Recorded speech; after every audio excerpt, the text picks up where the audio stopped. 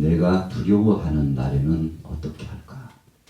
내 마음속에 두려움이 찾아올 때 어떻게 해야 하나는 귀한 말씀의 주제를 가지고 답을 찾으며 함께 은혜를 나누고자 합니다.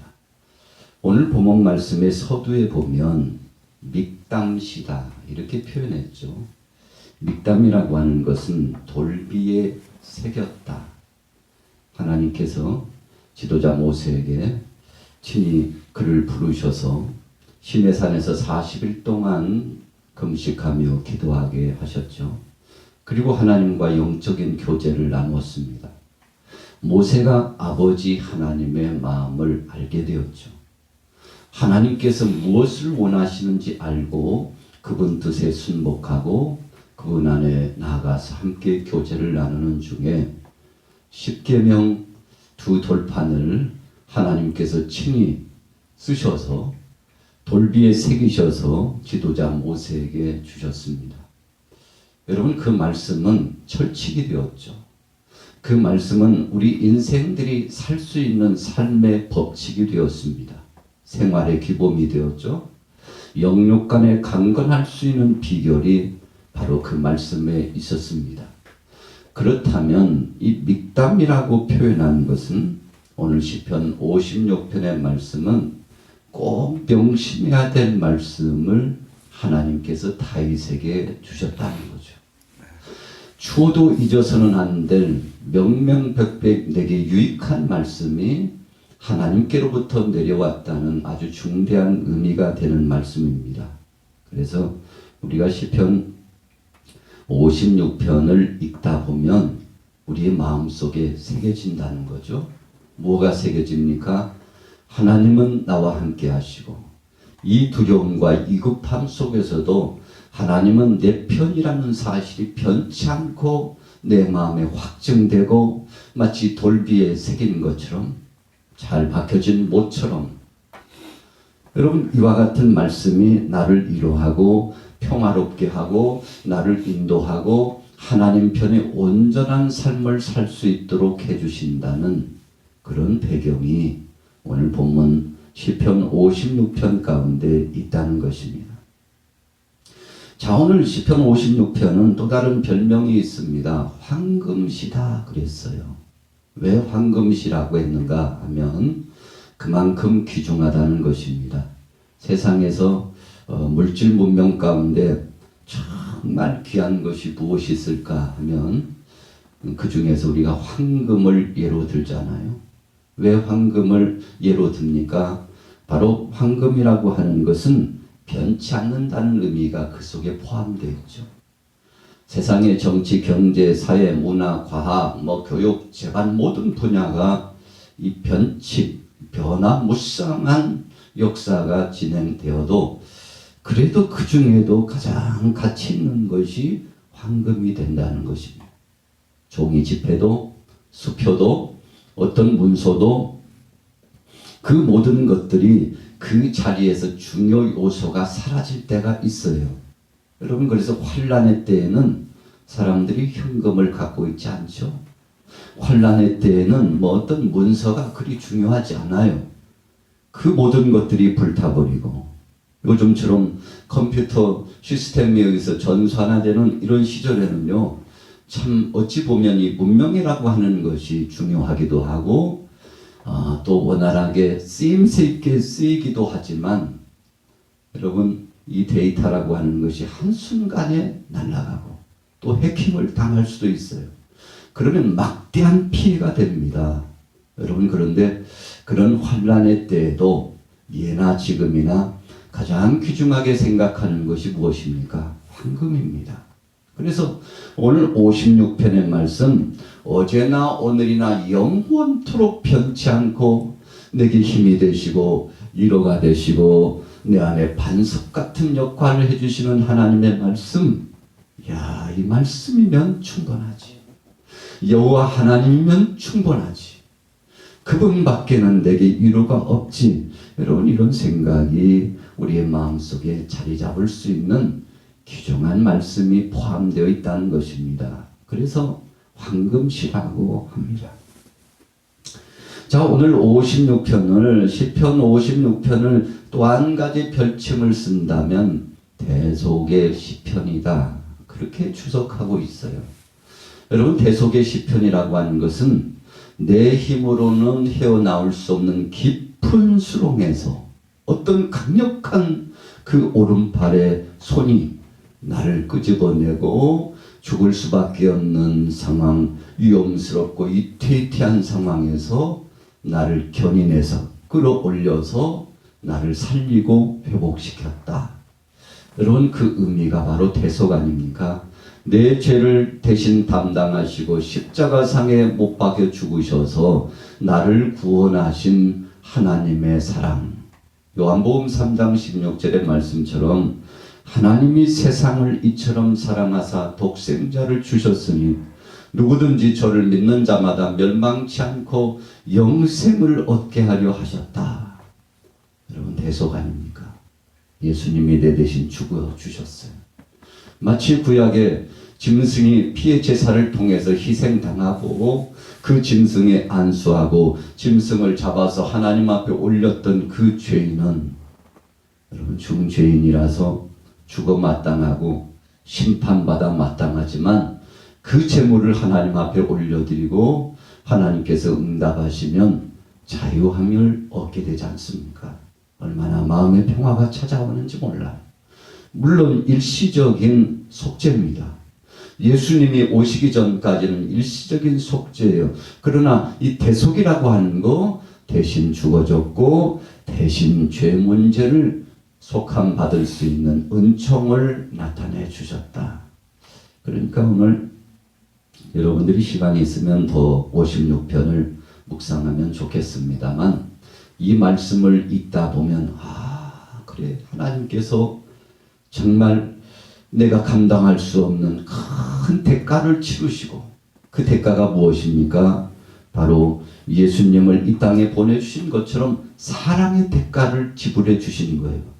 여러분, 다윗이 사울왕에게 쫓겨가지고 얼마나 혼비백산에서 쫓김을 당하는지 참 다윗이 그렇게 당당했음에도 불구하고 여러분, 다윗이 참 오늘 본문 말씀에 보면 참 초라한 모습으로 보여져요.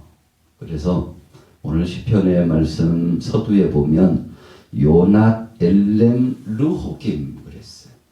자, 여러분들의 성경에도 맨 윗단에 있죠. 요낫 엘렘 르호김 이렇게 표현했어요. 다윗이 지금 어떤 처지인가를 표현한 내용입니다. 무슨 뜻입니까? 먼 상수리 나무에 앉은 비둘기 혹은 떡갈나무, 이와 같이 다윗이 먼 느티나무 위에 앉은 비둘기처럼 처량하고 외롭고 쓸쓸하고, 여러분 나무 위에 앉아있는 한 마리의 비둘기를 한번 상상해 보십시오. 참 비둘기는요 유약한 새입니다. 그래서 우리가 이 한 흰 비둘기를 집에서 키우기도 하고 우리가 가까이 하기도 합니다만 유약하고 참 어찌 보면 순결하고 순수성이 있고 뭔가 보호함을 받아야 될 듯한 그런 인상 깊은 그런 의미 부여가 생각나지 않습니까?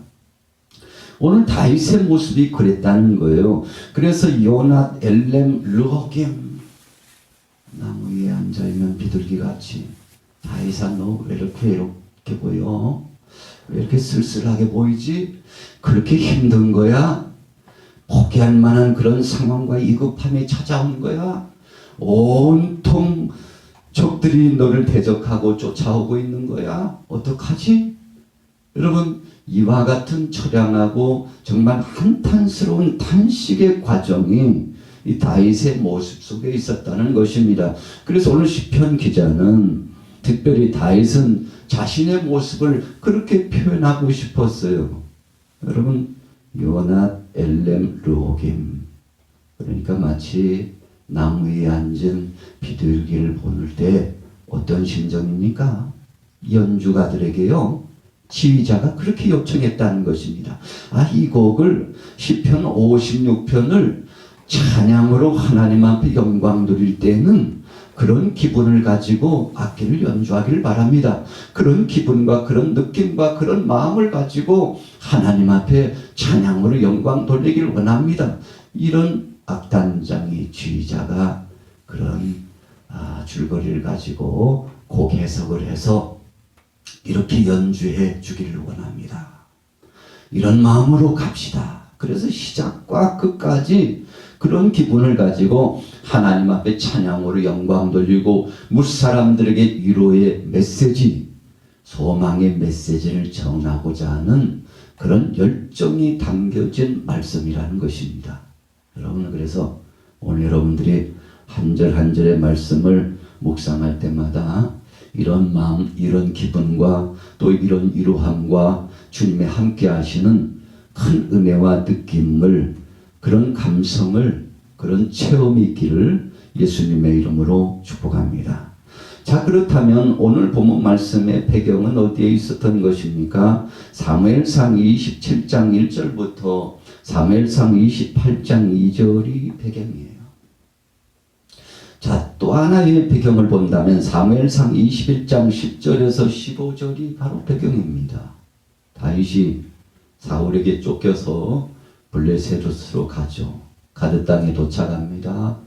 여러분, 그런데 거기에서요, 참 그가 아기스 앞에서 서게 되지 않습니까? 얼마나 초라하게 서게 되는지 몰라요. 그런데 다윗이 블레셋 땅에 도착하자 사람들이 이구동성으로 말합니다. 야, 저 유명한 다윗이 왔네. 우리 조상 골리앗을 단숨에 때려 눕혔던 인물 아니야. 사울은 천천히인데 다윗은 만만이었지.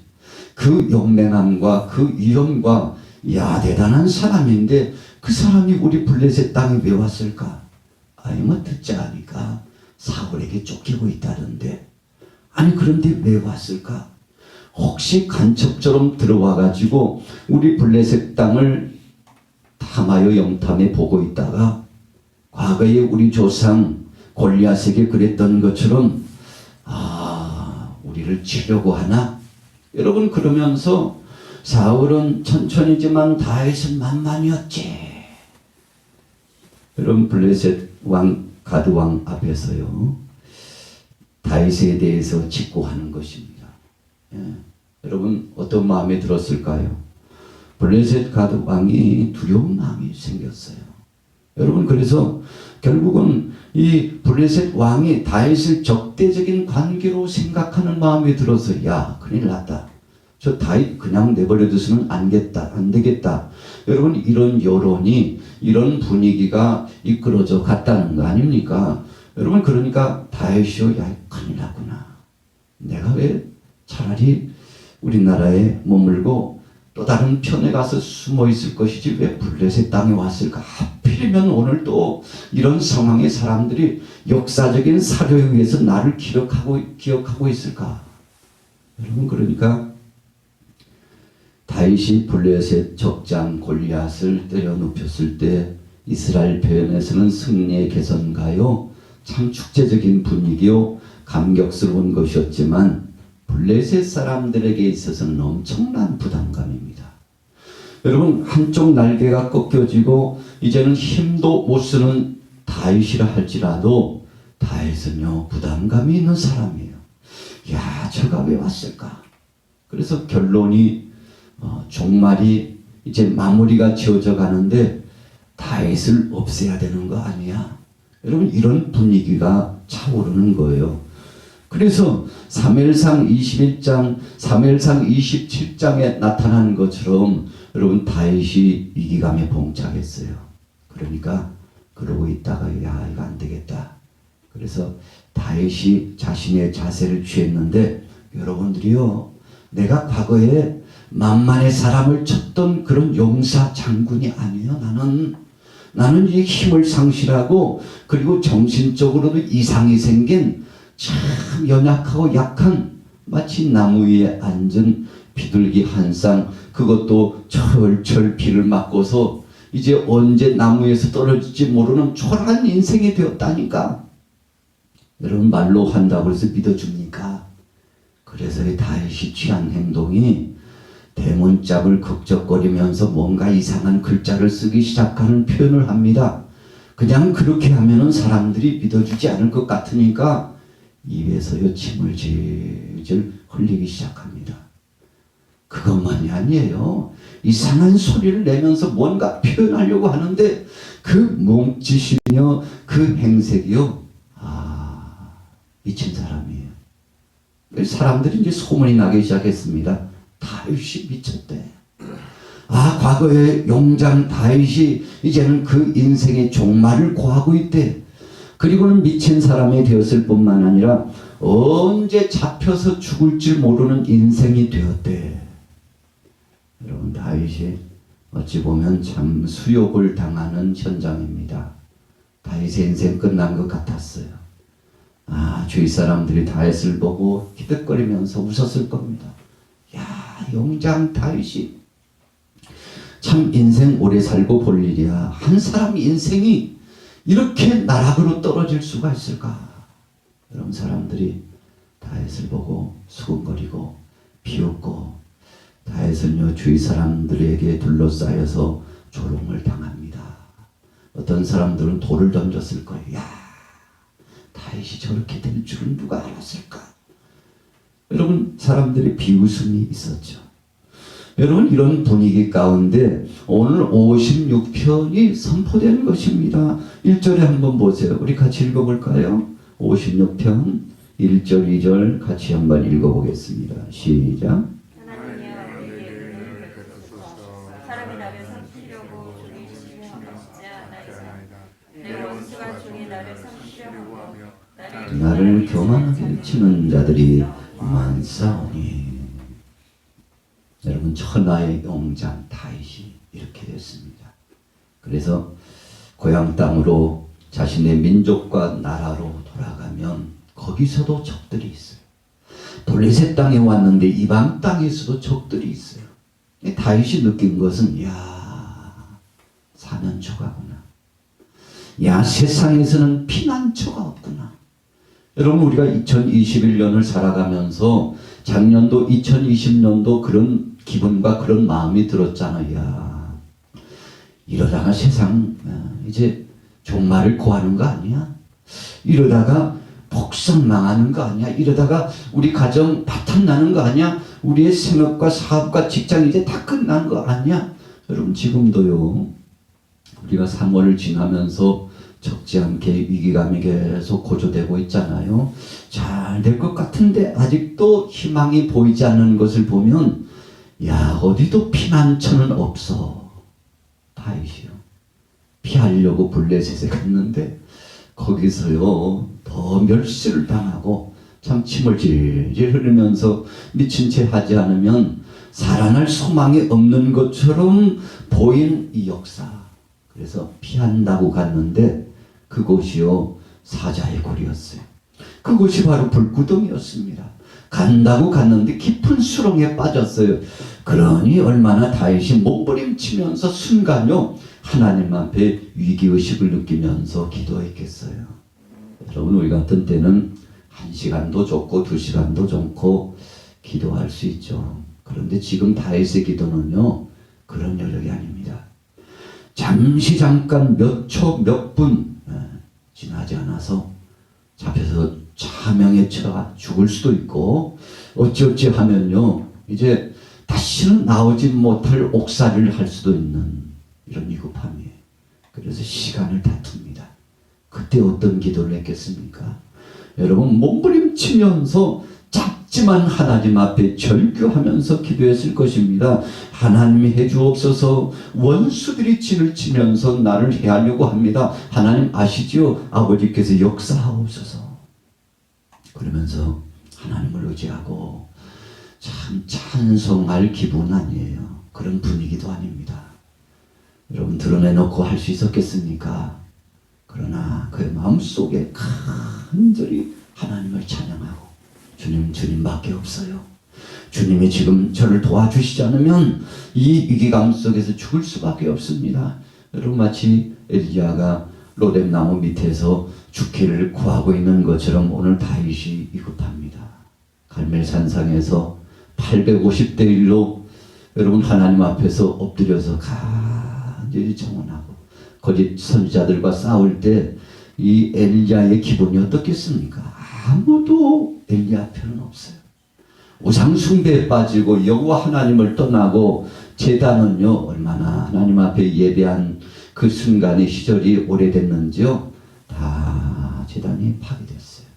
하나님 앞에 번제를 온전히 올릴 만한 곳도 보이지 않는 듯해요. 다시금 제단을 수축합니다. 그리고 하나님 앞에 영광의 번제물을 올리고 간절히 부르짖는데 여러분 850명의 거짓 선지자들 앞에서요 얼마나 당당하고 의연한지 오늘 여러분들은 다윗이 그랬잖아요. 이제 곧 삼킴을 당하고 죽을 것 같은데 그 순간 기도를 했어요. 그 순간 하나님을 찬양했어요. 그러면서 8절에 의미심장한 기도 표현이 있잖아요. 나의 유리함을 주께서 계수하셨사오니 나의 눈물을 주의 병에 담으소서. 이것이 주의 책에 기록되지 아니하나이까 그랬어요. 이게 무슨 말씀인가 하면요 다윗의 이 행색을 하나님이 다 감찰하고 있어요. 산으로 도망할 때에도 굴 속에 들어가 숨어 있을 때에도 산기슭을 참 온몸이 피투성이가 되면서 쫓겨갈 때에도 여러분 어떤 때는 신발도 제대로 신지 못하고 가는 그 모습, 몇 명 되는 수행원과 더불어서 쫓기는 다윗의 모습.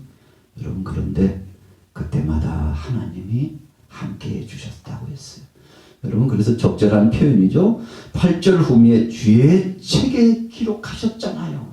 여러분 하나님이 잊지 않고 다 체크하고 계셨다는 거죠.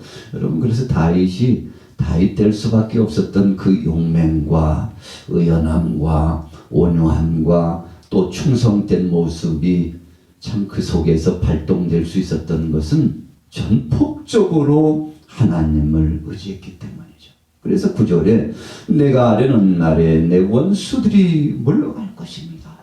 그래서 오늘 잠깐 기도하지만 하나님이 응답하실 것이라고 그는 확증했습니다. 결과는 어떻게 됐나요? 우리가 잘 아는 대로 여러분 사무엘상 21장, 22장, 28장까지 쭉 읽어보면 다윗의 상황이 전화위복됩니다. 그래서 블레셋에서 다시금 추스리고요 재기할 수 있는 발판을 갖게 되지 않습니까? 여러분 그래서 죽으라는 법은 없었던 거죠. 하나님을 의뢰하기만 하면 어떤 상황 속에서든지 하나님 앞에 맡기기만 하면 그분이 책임져 주신다는 것을 다시 한번 체험했습니다. 오늘 여러분들도 오늘 하루를 지나는 동안에 이런 놀라운 은혜를 체험하기를 바랍니다. 하나님은요 다 알고 기억하고 계셔요. 그래서 그분 앞에 맡기면 하나님은 넘어진 것 같은데도 그 상황 중에 함께 하셨어요. 그래서 우리가 평온하든지 또 위기감이 고조되든지 여러분 그것이 중요한 것이 아니라 내 자세가 중요한 겁니다. 내 마음이 중요한 것이죠. 그래서 12절 후미에 하나님이여 내가 주께 서원함이 있사온즉 내가 감사제를 주께 드리리니 주께서 내 생명을 사망에서 건지셨음이라. 주께서 나로 하나님 앞 생명의 빛에 다니게 하시려고 실족하지 아니하게 하지 아니하셨나이까. 여러분 오늘 본문의 말씀의 배경이 이제 어느 정도 시간이 지난 다음에 고백하고 주님을 찬양했을 것입니다. 그런데 사실상 오늘 본문의 문맥은 그 당시 상황을 아주 적절하게 표현하고 있어요. 그래서 현실감 있는 말씀이고 오랜 시간이 지난 후세대들인 우리에게도 귀감이 되는 모습이고 위로가 되는 소망의 말씀인데 이 말씀 붙잡고 내 생명을 사망에서 건져주신 그 하나님 감사하면서 믿음으로 승리하게 되시기를 예수님의 이름으로 축원합니다. 살아계신 하나님 아버지 은혜를 감사합니다. 오늘도 우리를 떠나지 아니하시고 함께 하시는 전능하신 하나님, 내게 두려움이 찾아왔을 때, 위기감이 고조되었을 때 나는 어떻게 해야 되는지 갈 바를 알지 못할 때 주님 앞에 다 내려놓고 부르짖어 기도하며 감사로 찬양의 제사를 올리고 생명의 주권자이시고 주인이 되신 내 삶의 일거수일투족을 주장하시는 전능하신 하나님 앞에 맡기고 응답받으며 승리할 수 있도록 인도하여 주옵소서.